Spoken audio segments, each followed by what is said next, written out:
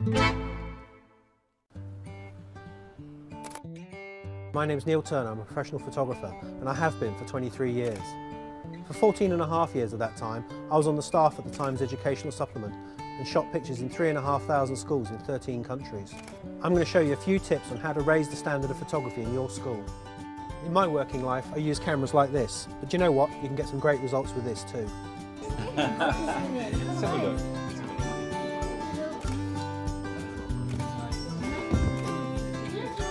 There are three things that go together to make a great photograph.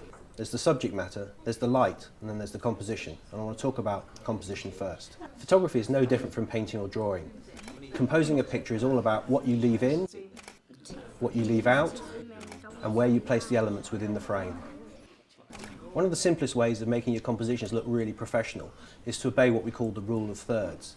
That's perfect. Okay, here we go. When we're talking about the rule of thirds, we have a grid line here, we have a grid line here, here and here.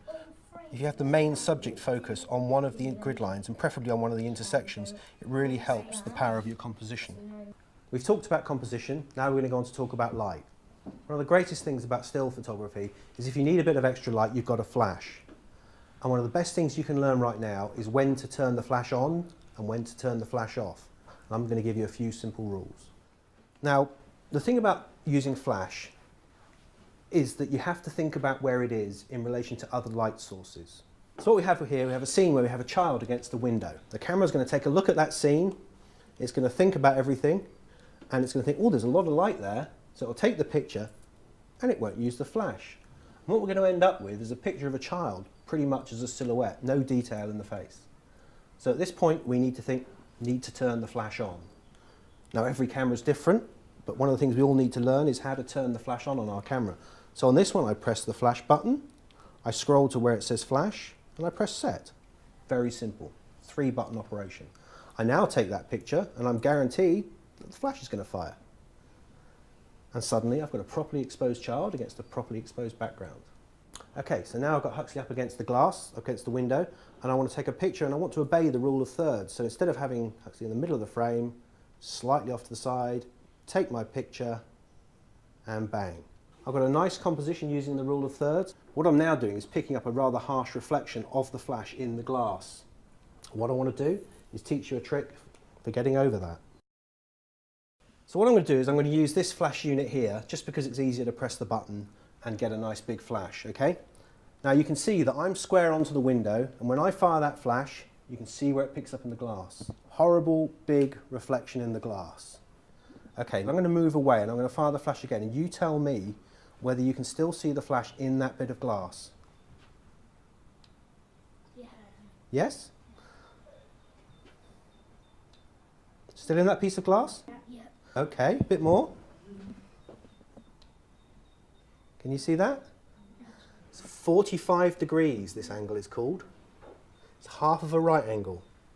Okay, if you get the light further round than 45 degrees, you can't get a reflection in the glass. But what the people now who are 45 degrees the other side can see the flash in that glass now because that's reflected for them. That's probably a better angle. That's much better angle. You know, you're starting to think like a photographer. That's great. Great stuff. Good picture.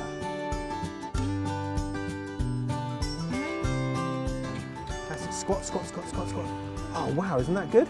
We've got his feet roughly on the third, that's brilliant.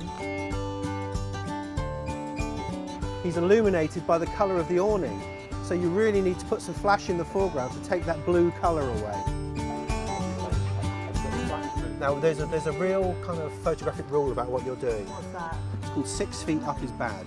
Oh, okay. So I want to be down. You either want to be down or you want to be up. Okay. What you're trying to do is make people see something how they've never seen it before. Okay. So if I get down and get... So if you get down, maybe you get down, or maybe you want to get up, because the great thing about having a screen on the back of a camera is you can do that. Oh, that's true.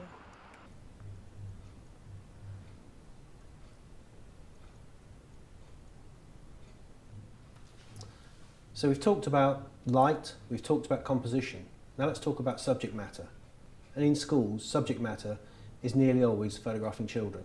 And we all know what a complex issue the taking, storage and use of photographs of kids can be. Contrary to popular belief, there is very little law surrounding the photographing of children in the UK. There is, however, plenty of policy. My best advice to you is to be aware of your school's policy and then keep it in mind every time the cameras come out. Okay guys, looking straight up at me. Okay, straight at me. That's fantastic. You're all looking very cool. Oh, We're a handsome bunch. Handsome, handsome, handsome bunch.